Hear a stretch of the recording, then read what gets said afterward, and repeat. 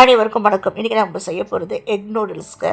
இது சாப்பிட்றதுக்கு நம்ம ரெஸ்டாரண்ட்டோ ஹோட்டலுக்கோ போகணும்னு அவசியம் இல்லை. சுலபமான முறையில் வீட்டிலே செஞ்செல்லாம் எப்படி செய்யலான்னு பார்க்கலாங்க.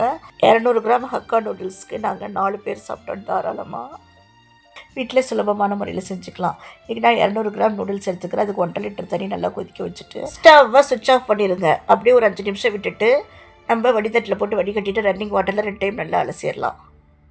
கடாயில் 4 டேபிள் ஸ்பூன் ஆயில், 10 பல் பூண்டு சின்னதாக எவ்வளோ தூளாக கட் பண்ண முடியுமோ அவ்வளோ தூளாக கட் பண்ணிக்கோங்க. 1 இன்ச் அளவுக்கு இஞ்சி சேர்த்துருக்கிறேன். தூளாக கட் பண்ணி சேர்த்துருக்கிறேன். ஒரு பெரிய வெங்காயம், 4 பச்சை மிளகாய் சேர்த்து நல்லா வதக்கி விடுங்க.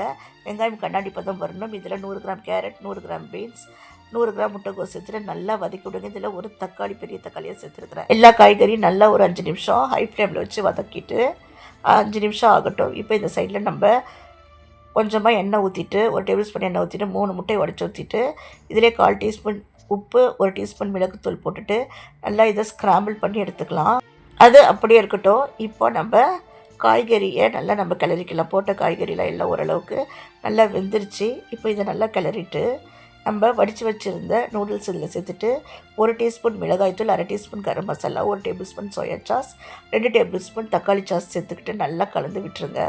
கலந்து விட்டுட்டு இப்போது நம்ம ஸ்க்ராம்பிள் பண்ண முட்டையும் சேர்த்துட்டு நல்லா ஒரு 5 நிமிஷம் ஒன்று சேர கலந்து விட்டுட்டு மல்லித்தலை சேர்த்துட்டு ஆஃப் பண்ணிடுங்க. சூப்பரான restaurant style egg noodles ready. Video பிடிச்சா லைக் பண்ணி, ஷேர் பண்ணி, சப்ஸ்கிரைப் பண்ணுங்கள். நன்றி, வணக்கம்.